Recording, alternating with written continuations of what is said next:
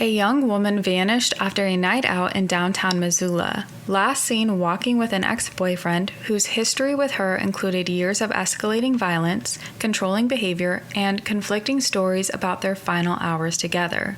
In the days that followed, her phone stopped responding, her social media went silent, and records later showed her device pinging near the remote forested area where he lived.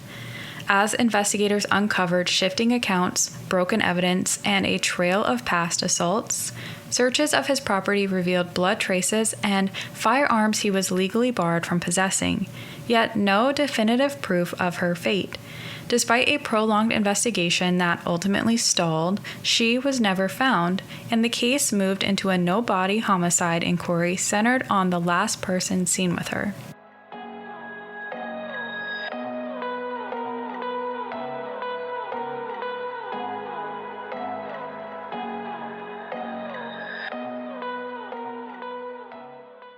Welcome to Without a Trace. I'm your host, Jalyn. Every file holds a mystery. Every story deserves to be heard. This is Jermain's story. Jermain Charlo was born on April 23, 1995 on the Flathead Reservation in Montana to 19-year-old Johnny Sean Charlo and 15-year-old Jennifer Morshow. Jermain's childhood was tough. Her parents struggled with alcohol addiction and split up when she was about a year old. Following their split, Jermain alternated between living with her mother and her great-grandfather, but she didn't see her father very much. While living with her mother, Jermain witnessed her mother being abused by a live-in boyfriend. In February 2010, when she was 14 years old, her life changed when 16-year-old Michael DeFrance moved in down the street from her. The teens both enjoyed fishing on the river and taking long walks. Within a month of knowing each other, they became an official couple and soon became inseparable. Jermain began skipping school and sneaking out of the house to spend time with him. It was almost overnight that Jermain was spending every waking moment with Michael. That fall, when she was 15 years old, Jermain became pregnant. Her family was worried if she stayed in Montana, she would drop out of school and run away to be with Michael, so they sent her to live with her grandmother Vicky in New Mexico. While there, Jermain got so sick that she needed a medically necessary termination. The loss of their baby caused tension between Jermain and Michael and led to their breakup.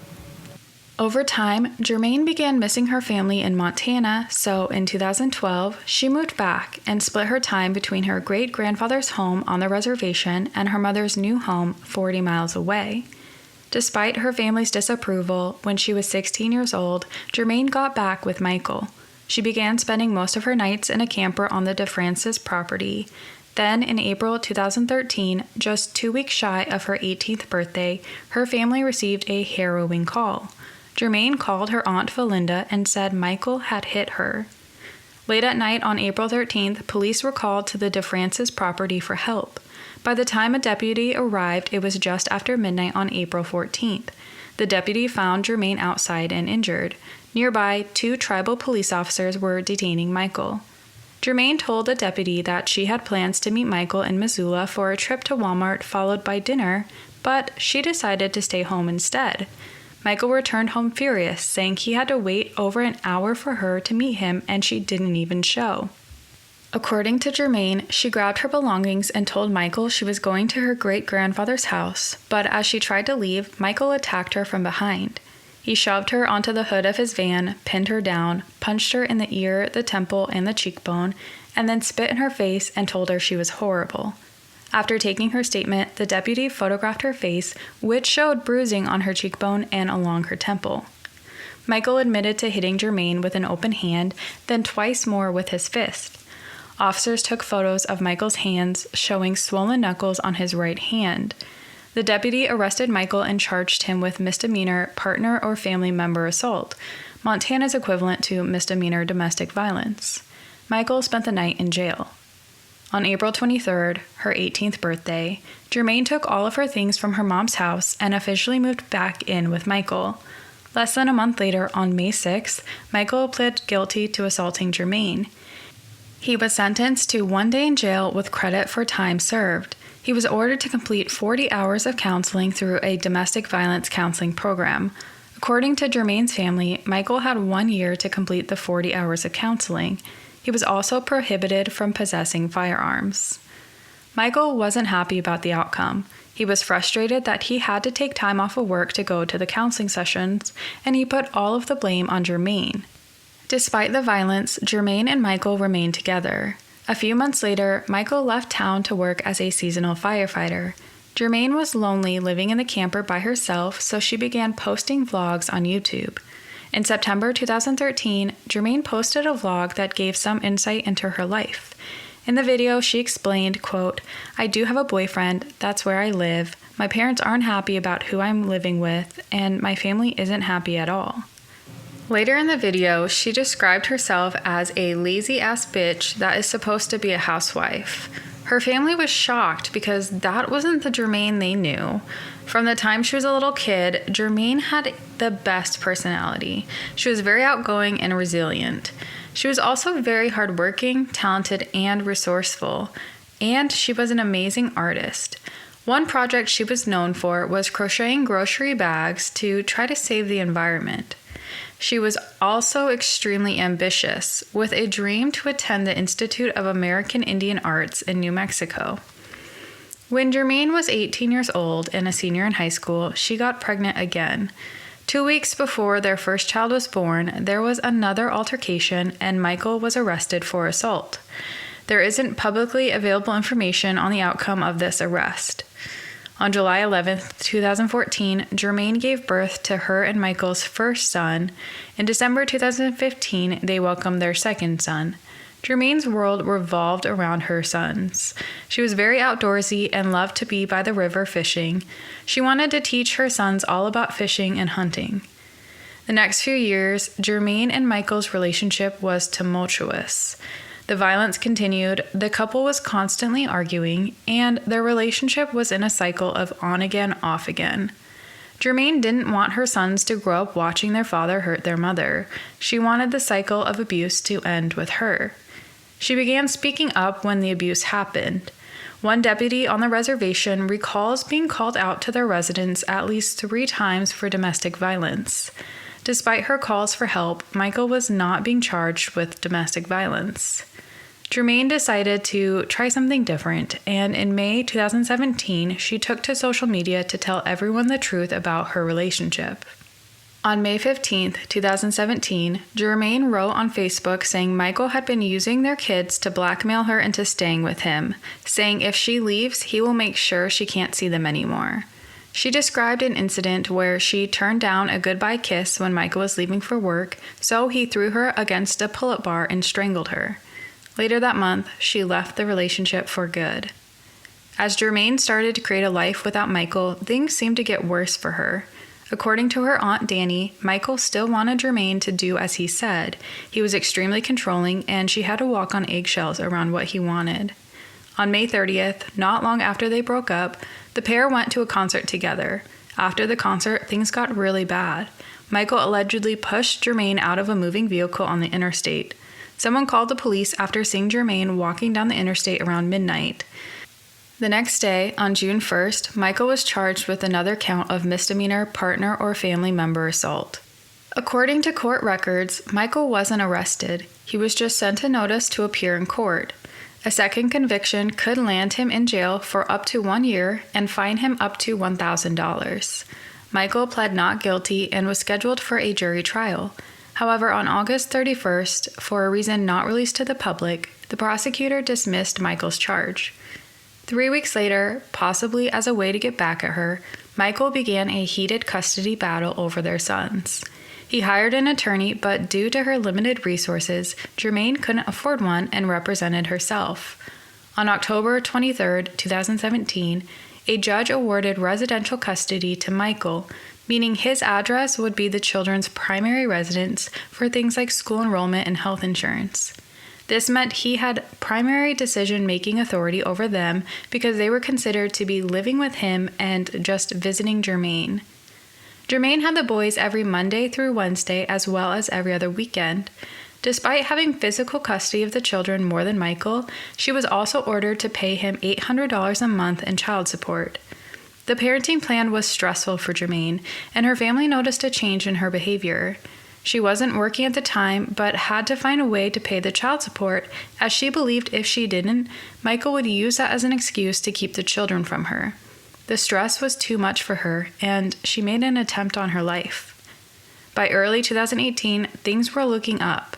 In December 2017, Jermain got a job bartending at the Big River Cantina.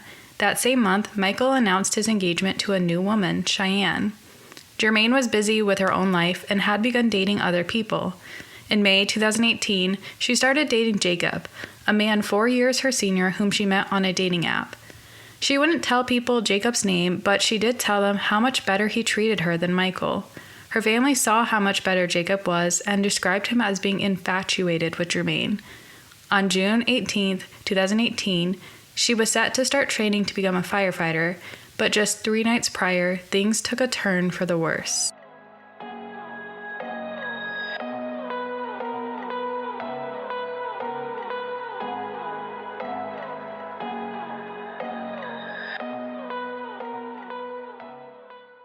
Just before midnight on Friday, June 15, 2018, Jermain is seen on surveillance camera footage walking down a street in downtown Missoula. A man is walking a few paces behind her. In a second video, she is seen socializing outside a local bar called the Badlander. In this clip, she looks like she's having a great time and her body language looks relaxed. The same man is standing behind her. He doesn't seem to be having the same fun night that Jermain is. Instead, he looks like he isn't happy that she is talking to people other than him. Just before midnight, Jermain and the man leave the area and disappear into the night. Jermain is never seen or heard from again. For Jermain's family, this painful ordeal began on Saturday, June 16th, when her aunts Danny and Valinda received a call from Jermain's grandmother, Vicky. Jermain was extremely close with her grandmother and kept in touch with her on a daily basis. But that morning, Vicky's calls to her had gone unanswered. On Saturday morning, Vicky called Valinda to ask if she had heard from Jermain. Valinda hadn't heard from her niece, so she tried calling her. She called and called and called, but each time, Jermain didn't answer. Valinda immediately knew something wasn't right. Jermain never went anywhere without her phone, and it was unusual for her to not call or text. In fact, Jermain was always on her phone. This was something that Michael frequently complained about. Jermain responded to text immediately and was very active on social media. Her family sent messages to her social media accounts trying to get a message through, but those also went unanswered. It appeared Jermain hadn't been on social media at all on the morning of June 16th, but she had been active on it the day prior, posting TikToks up until going out that night. By Sunday, no one in the family had heard from her, and she was reported missing to the Flathead Reservation Police. Since Jermain went missing in Missoula, the tribal police weren't able to do much, and Jermain's family was told they'd have to file a missing persons report with the Missoula Police Department. They attempted to report Jermain missing, but the Missoula Police Department wouldn't take the report over the phone. It would be days before anyone in her family could make the 40-mile drive to Missoula. In the meantime, her family started looking for her on their own. Jermain's family called the hospitals and homeless shelters in the area, but no one had seen her. They continued messaging her on social media, hoping to get a hold of her somehow. They used Facebook to get the word out. Their posts spread through the area, and many locals volunteered to help search. A local nonprofit in town printed flyers and sent a search party to the area where Jermain was last seen. They canvassed homes to show people pictures of Jermain and ask if they had seen her. When this didn't pan out, they organized a larger search effort. On June 20th, 4 days after Jermain disappeared, her aunt Valinda made the drive to Missoula to officially file a missing persons report. Authorities began their investigation slowly, doing the same things the family had already done, calling the same hospitals and the same homeless shelters. Jermain's family begged the police to do a full search of the area, but the police had decided that Jermain was not in immediate danger.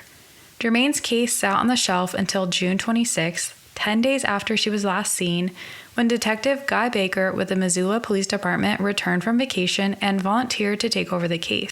According to the detective, a couple of people go missing per week in Montana. 98% of these missing people are found. He was concerned Jermain was part of that 2% that are difficult to solve. Within 24 hours of him taking over the case, Detective Baker found a key piece of evidence. On June 27th, police obtained Jermain's cell phone records, and immediately they saw something concerning. Between 2 a.m. and 10 a.m. on June 16th, her cell phone was pinging a tower approximately 14 miles north of Missoula in an area known as Eva Row Hill on Flathead Reservation. Eva Row Hill is a rugged, densely forested area on the southern end of the reservation. It's an area Michael knows well, as it's the area where he lives. In reviewing the last known camera footage of Jermain, police identified the man with her that night as her ex-boyfriend Michael. That's when the police decided there was one person they were interested in talking to. Officers went to Michael's property and spoke with his mother, Jennifer. She told an officer that Jermain had never been to their residence and denied that she was ever living in the camper on their previous property. She also reported that Michael was still in love with Jermain and wanted to get back with her. Michael had called off his engagement to Cheyenne about a week before Jermain went missing. In statements to police, Michael claimed he and Jermain were planning on getting back together, but a bartender working that night told investigators that Jermain had seemed disinterested in him. When asked about the evening of June 15th, Michael told investigators the same thing he told Jermain's family when they asked, that he and Jermain had gotten into his truck and then he dropped her off at the Orange Street Food Farm, a grocery store about a 5-minute drive from the Badlander and a 5-minute walk to Jacob's house. In a subsequent police interview, however, Michael changed his story. This time he said that he left Jermain 8 blocks away from the grocery store in a residential area. He dropped her off there because Jermain told him she was staying with a friend named Cassidy who lived nearby. Detectives never found a person named Cassidy who lived in that area or who had a connection to Jermain. Jermain had texted Jacob that she was going to stay at his place that night, so police thought maybe Jermain created the story of Cassidy to keep Michael from knowing about him. Jacob was out of town in a different state that weekend. When Jacob spoke with the police, he told them he had tried to call Jermain shortly before 1 a.m. on June 16th.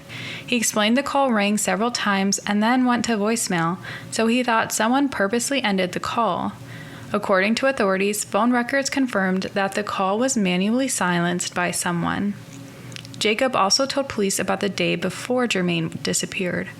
On Thursday, June 14th, Jermain went to a monster truck rally with Michael, or at least that's what she told her aunt. According to her mother, Jermain was hoping to get back on friendly terms with Michael, as co-parenting would be a lot easier if they could at least be friends. Jacob was planning to meet her at the Orange Street Food Farm after the rally ended, but before he could leave, he saw her running toward his house. She explained Michael had dropped her off at the food farm as planned, but then he started yelling at her, demanding to know if she was dating someone. Jermain told Jacob Michael wanted to get back together with her and he was really pressuring her, so she ran away to get away from him. Jacob's alibi was solid and he fully cooperated with the investigation. Police say he was never considered a suspect. Once police learned about the history between Jermain and Michael, they began looking at him closer. On June 26th, the same day that detectives received Jermain's cell phone records, they filed their first application for a search warrant. In this application, authorities said they wanted to search Michael's property for any clothing or personal items belonging to Jermain. No evidence was seized in this search. Police wanted to know what happened to Jermain's cell phone, and Michael was happy to provide an answer. He told police Jermain forgot her phone in his car and he wanted to take the opportunity to go through it and read her messages, but he didn't know the code to unlock it, so he broke it in frustration. Michael had been working as a truck driver, and 2 days later, on June 18th, while driving his route, he threw her phone out of his truck at mile marker 94 on Highway 12 in Idaho, 137 miles southwest from where he lived. Law enforcement searched the area but never found her phone. Until another lead surfaced, police tried to rule out other possibilities. For the rest of the summer, authorities pursued the theory that Jermain could have been the victim of human trafficking. In mid-July, 1 month after her disappearance, news reports stated Missoula police were concerned that Jermain was being held somewhere against her will. According to the Montana Department of Justice, human trafficking is on the rise in Montana. In 2023, human trafficking cases were up 1,900% from 2015. Additionally, the Department of Homeland Security says Native American communities are disproportionately impacted by human trafficking. The police had received some information that there may be some people in Missoula from out of state that were trying to buy a girl. Detective Baker believed there could be a connection there. However, police later announced they ruled out that possibility, saying, quote, "We have enough evidence through this investigation that lends itself to believe something else has happened to her." Authorities turned their attention back to Michael. On August 1st, 2018, the Missoula County Sheriff's Office applied for another search warrant. This time, deputies wanted Google to hand over data from Michael's account, including his location history, search history, and browsing history. Investigators already had his cell phone records from Verizon, but Google's data would provide police with much more comprehensive data. The next day, on August 2nd, they filed a third search warrant application. This one said they were investigating Michael for deliberate homicide. This warrant requested aerial surveillance and thermal imaging on the DeFrance's property for 10 days to visually observe and photograph the area. The warrant explained authorities were looking for some sort of hidden structure or somewhere a body could be concealed.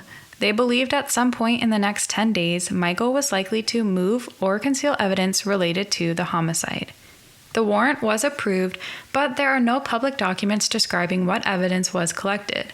Police have gone on the record to say that Jermain has not been found. The investigation began to stall.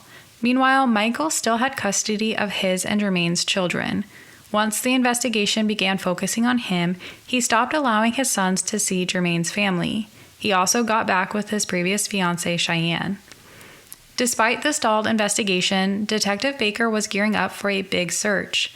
On October 2nd, 2018, a team searched the DeFrance's 11-acre property using specially trained cadaver dogs.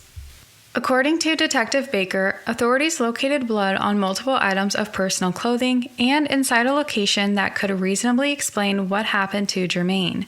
The evidence was sent off to the crime lab, but the report came back inconclusive. Blood evidence can come back inconclusive due to environmental degradation, chemical interference, or insufficient quantity of usable DNA. Authorities also located firearms. Remember, Michael's previous domestic violence conviction prohibited him from owning guns.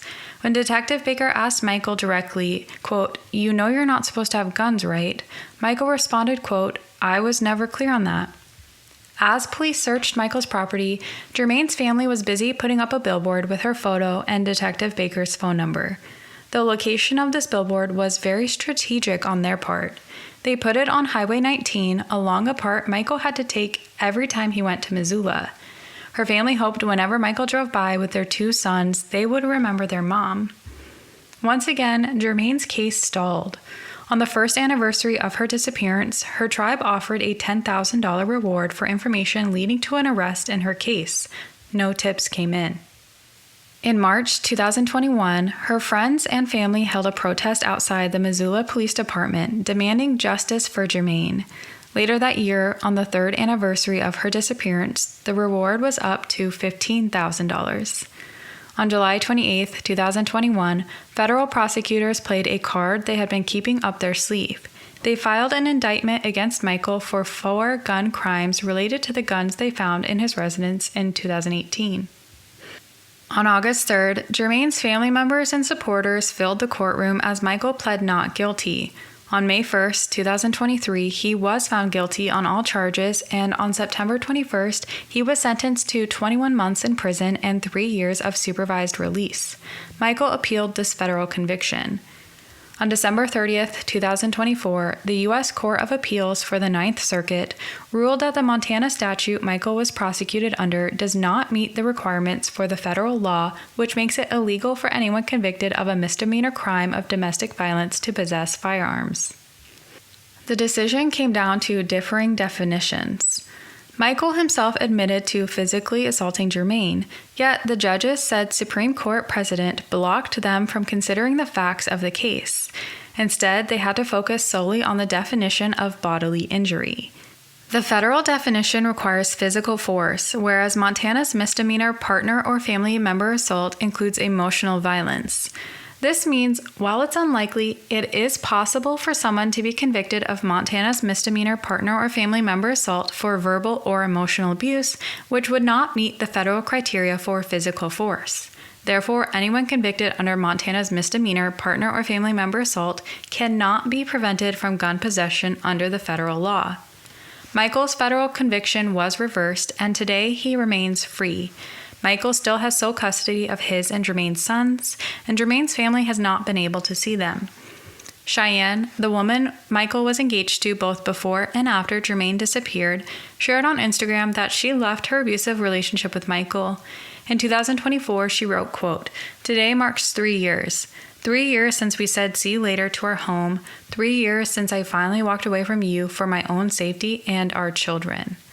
Cheyenne and Michael welcomed a son in 2020 and a daughter in 2021. Given the timeline of her post, less than 2 months after giving birth to her daughter, Cheyenne fled the state of Montana to get away from Michael. Cheyenne has been commenting on posts about Jermain, and it seems she shares in the suspicions about Michael. The investigation into Jermain's disappearance has gone cold. Authorities are now investigating her case as a no-body homicide. Michael remains the likely culprit. He was the last person seen with Jermain. He provided conflicting accounts of where he dropped her off. Her phone location was near his residence after she disappeared, and he has a prior conviction for assaulting Jermain. Despite the mounting suspicions against him, Michael has not been named as a suspect in her disappearance. Jermain's family still hopes that one day she might be found, though they no longer believe she is alive. For Jermain's aunt, Danny, justice for Jermain means bringing her home and letting her rest with the family on the hill. Her mother, Jennifer, says she will never stop looking for Jermain. She continues fighting for justice for her daughter. Thank you for listening to Without a Trace. I hope you enjoyed our deep dive into Jermain's disappearance. If you enjoyed today's episode, please subscribe and follow Without a Trace on social media, and join me next week as I dive into another case.